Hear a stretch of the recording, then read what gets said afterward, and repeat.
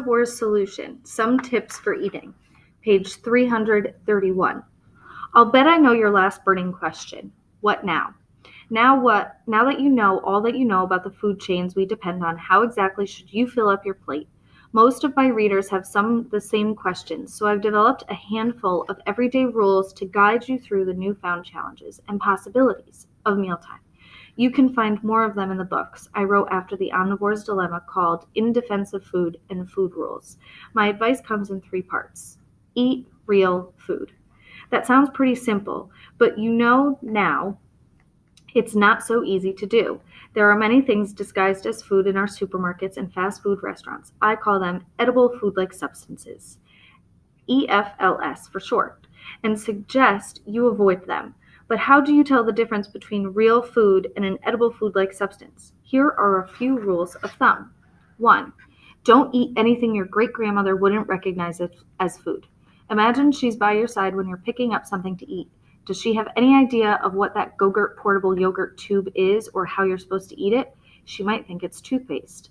The same goes for that Honey Nut Cheerio cereal bar, the one with the layer of fake milk running through the middle, or even weirder, cereal straw. 2. Don't eat anything with more than 5 ingredients or with ingredients you don't recognize or can't pronounce.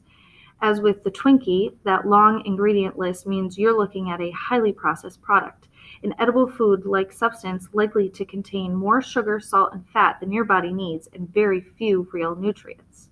3. Don't eat anything containing high fructose corn syrup, HFCS. Think about it. Only corporations ever cook with the stuff. Avoid it, and you will automatically avoid any of the worst kinds of EFLS, including soda. Buy real food. To make sure you're buying real food. 1. Get your food from the outside perimeter of the supermarket and try to avoid the middle aisles. In the cafeteria, go for the salad bar or the fruit basket. These places are where you still find fresh plant and animal foods that have only been minimally processed. In the middle aisles of the store and in the school vending machines where the most of the EFLS lurk. 2. Don't buy or eat anything that doesn't eventually rot.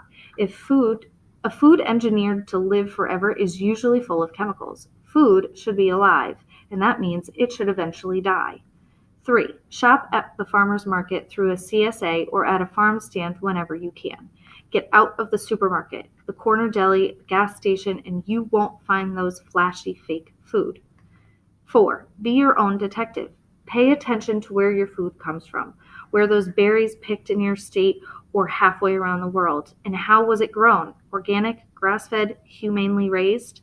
Read labels, ask questions. What's the story behind your food, and how do you feel about that story? Eat real meals.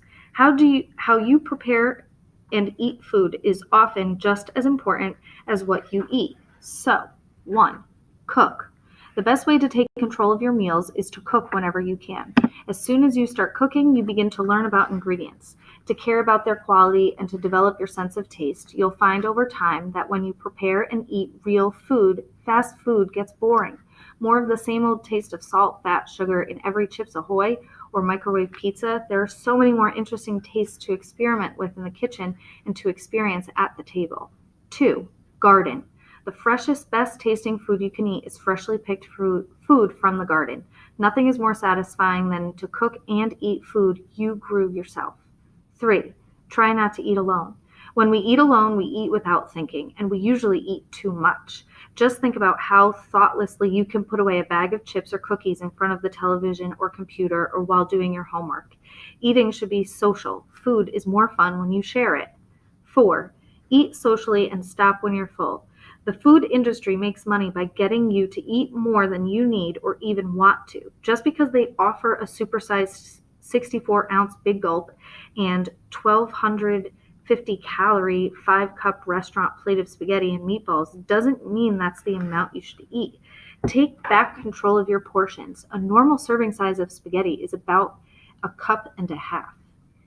5. Eat at the table. I know this sounds obvious, but we snack more than we dine these days. 19% of the meals consumed in America today are eaten in the car.